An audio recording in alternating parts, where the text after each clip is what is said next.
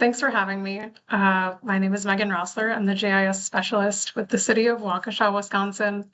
Um, I am really happy to be here doing a presentation that I gave at the WLA annual conference back in February. It's about how GIS is being used across teams in our organization and about how our organization is using GIS to think about the way that we're doing community outreach. So it's one of the more fun projects that we've worked on in the last year or so. And I hope it's interesting to everybody. So yeah, mapping community outreach. And our story takes place in Waukesha, Wisconsin. You can see us here on the map. We're a Milwaukee suburb of around 72,000 people. We're about 20 minutes west of Milwaukee. We have 25 square miles of service area approximately. And a little bit of trivia for everyone is that Waukesha is the birthplace of Les Paul, who is the inventor of the solid body electric guitar. And a bit about our GIS program is that out of over 500 full-time staff members, there are two of us in the GIS division. So there's our GIS coordinator and then myself, the GIS specialist. And GIS is really becoming more visible in our organization. We have a GIS champions group with representatives from most departments. We've held GIS day events for our coworkers that have been well attended. We've been able to kind of build some new relationships with departments, get people interested in GIS through those. And we also have a small government enterprise agreement, which has allowed us to give GIS to really anybody who has a use for it or anyone who's interested to learn more about it.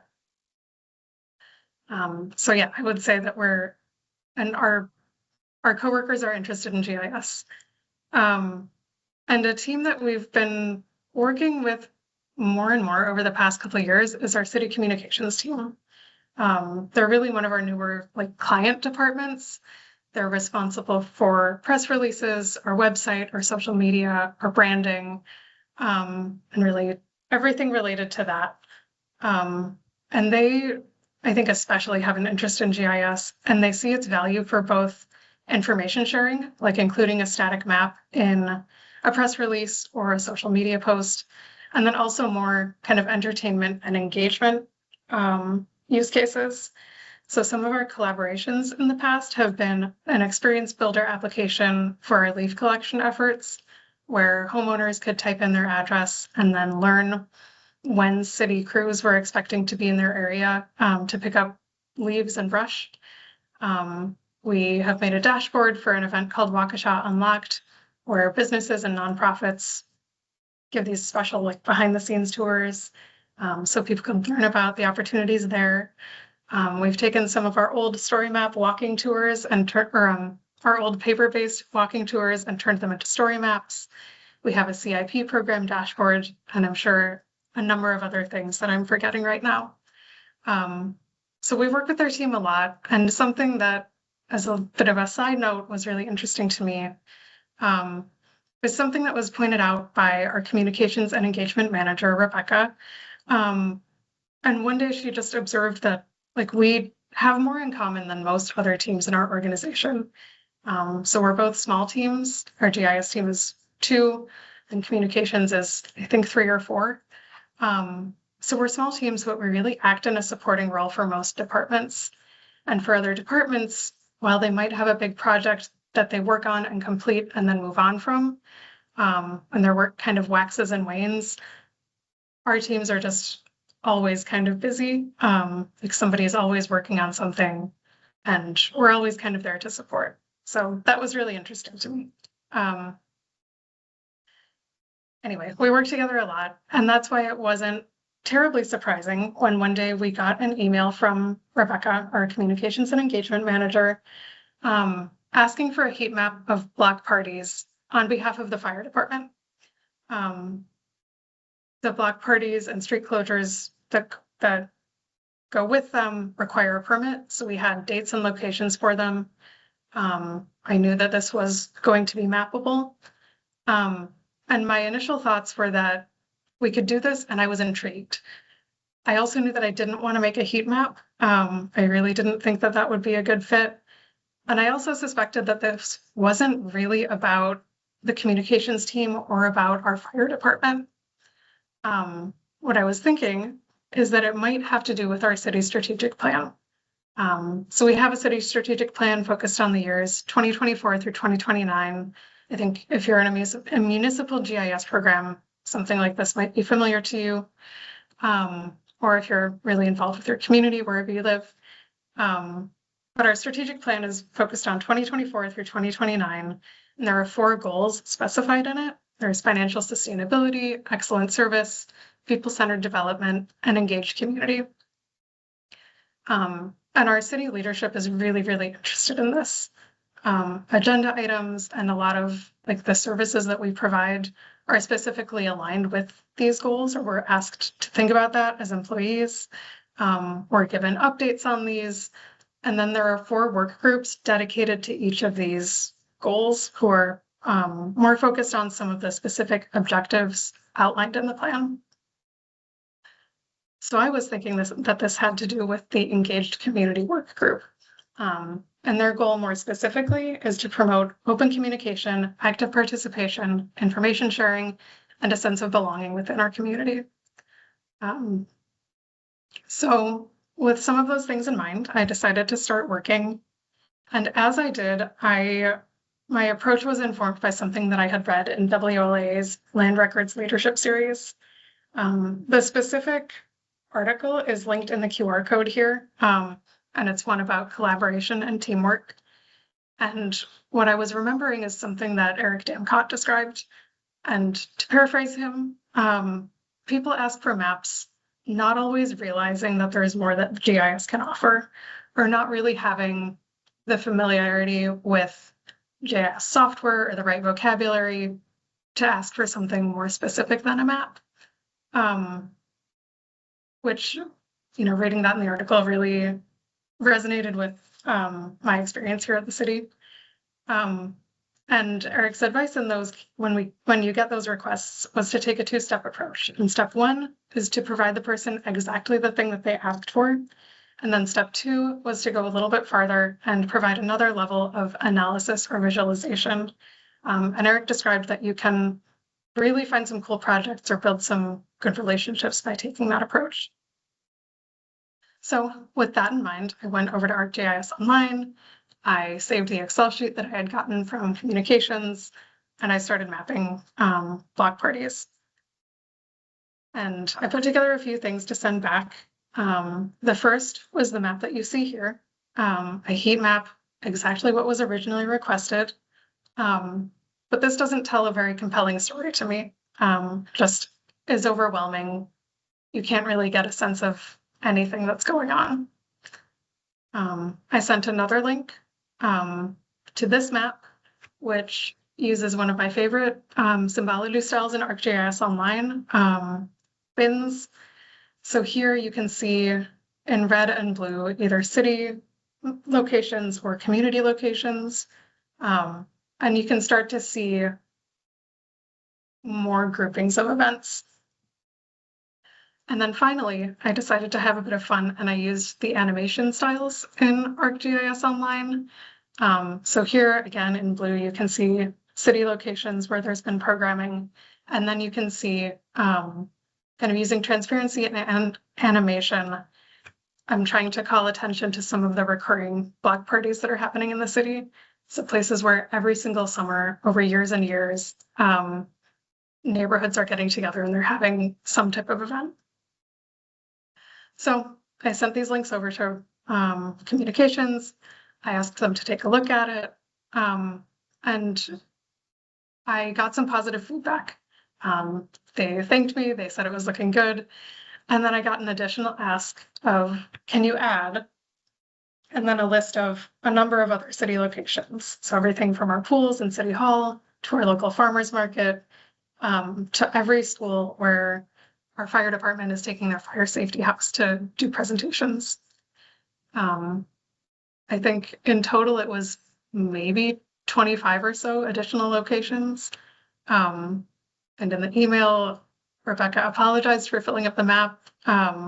And I didn't think that was necessarily a problem. Like technically and cartographically, we could add those things. So I decided to yes and the request. Yes, we can do this. And it was time to learn a little bit more about why she was asking for this. So we decided to sit down, we had a meeting, and I confirmed that this was related to the strategic plan like I had expected. However, I was mistaken about the way that it was related. What I didn't realize is that all of the block parties that we were mapping had something in common, which is that on the permit to hold the block party, somebody checked one of these boxes, inviting the police or fire department to join them. So the goal wasn't to identify places where, the community might be interested or in a city event or where a city event might be well attended. It was to identify places where outreach was already happening. And what Rebecca described to me is that departments are doing a lot, they know they're doing a lot, but they want to be able to tell a compelling story about that. So I left that meeting with some clarity on the goals of what we were doing. We wanted to identify where programming was happening, visualize that on a map, and then turn that into a compelling story that could be shown to city leadership. And from there, I kind of knew we were headed more towards a GIS solution than just a heat map that we would put together and display and then move on from. So I kind of knew I wanted to think about how we would approach this and decided to consult with our GIS coordinator. And with his advice, made a couple of choices. We decided that we were going to start with places and locations and then build up from there. Each location would have a nested related table for events at that location. And then each event would have a nested related table for departments present at that event. So we kind of figured that out as the structure of our data. And we knew that we wanted to work in ArcGIS Online to take advantage of form-based editing. We're big fans of that here. I've found to be really approachable for either our GIS team as GIS editors or for people who aren't as familiar with data editing. And I also knew that I wanted to start working in Experience Builder. I thought we'd have an editing interface, an overview interface, and then eventually some type of insights interface for city leadership. So I started working on putting these things together. I had an Excel sheet of all of the events and departments and locations that the work group wanted to show on the map. I did a little bit of data cleanup because it did look like maybe 4 or 5 people made their own lists and then that got put into the same Excel sheet. But once all of that was in a good place, I started actually working on this in ArcGIS Online. Here you can see a bit of the smart form configuration. So the larger image would be the editing form for a location. And from there, you would be able to pick something like events and programming and see the smaller image where it's pulling through the parent global ID. You can do a bit of editing there and then move on to the department participation. So that's a little bit about how that was configured. And from there, we started putting together an Experience Builder interface. So I can do a bit of a demo of that. Here you can see, so I started off with this being mostly kind of map-based editing, and then eventually realized that that was really not intuitive for people who aren't working with GIS 40 hours a week. So somebody would start by searching for a location from a table or selecting it from a table. Here you can see where we had our WLA conference back in February, Glacier Canyon Lodge. So somebody could pick a location and then type in this form information about their event. Just because it's more important to be editing the attributes than any like geometry. Somebody could point and click and add a new location if they wanted to, though. So there are some drop-down lists, some text options, and then we can create this event related to the location. And from there, we can pick the location or the event, and then add department records. So we can pick from any of our city departments, show the number of people who were working that event, and log the staff time. So that's kind of an overview of what the inventory interface would look like. We really want it to be sustainable for people to manage independently, so we don't have to like map a new spreadsheet every single year. And then the next interface that we've kind of been putting together and starting to work with is an overview page, where folks can start kind of developing insights on the events that are taking place. So this again is an experience builder. You can see on the map something that I think is a good contrast to the maps we'd made earlier in the project. Here you can see different locations symbolized by the number of events that are being held there or happening there. So you can really see certain parks or certain locations jumping out as like community hubs where every single night in the summer there's a concert or a movie or something going on in a park downtown. Otherwise, someone can choose a certain park or location and just get information about that or the events being held there. So I think this tells a much more compelling story than the original heat map, and it gives the app user just more opportunities to kind of develop insights rather than just looking at a static map. And moving forward, we have a couple of ideas. We have a bit of a saying in our GIS program that we want to cultivate self-sufficiency. So we always want to be giving people skills and tools that they can use to use GIS independently rather than relying on us for data entry or to kind of help them develop insights from data. And an important part of that, I think, is to keep using table-based editing. So hopefully, with a bit of training, the strategic plan work group can become independent using that inventory application. And then one of our other goals or kind of ideas that we're considering is the idea of mapping resources. So we have locations, we have events in the locations, departments at the events, and then departments sometimes have resources that they bring with them, whether it's an appearance from a mascot, a fire safety house, a book bike from the library. We're thinking about ways that we can represent that on the map. And at first I was thinking that that would be a Survey 123 based task or project. I was really set on this idea of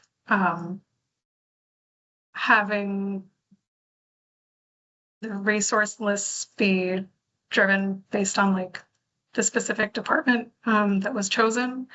But looking at the user interface, it would need to be a completely separate form than what you saw earlier. And when I explained this to the work group, they were kind of hesitant and they didn't understand why it couldn't just be part of the same thing. And I had been really set on this idea, but after some time away, I came back to it and I realized like it actually would make more sense for this to all be one editing form or interface. So I think we're gonna look at what that option would be. When I showed kind of the proof of concept for this to the group, I was really surprised because I had been thinking about our mascots, our book bike, fire safety house, and these kind of like fun and flashy resources. Somebody from our parks department was really, really interested, and he explained that he wanted to be able to map the trash cans that they have to bring to their concerts and events, and really saw a lot of value in being able to show the different places that those have to travel to, and like the time and effort that goes into, practical things like that. So we have a couple ideas for how we would want to move forward with this, but in the meantime, I was really happy with what we put together to show where outreach is happening, or where the city is kind of doing outreach in our community. Yeah, that's what I have for now. Thank you.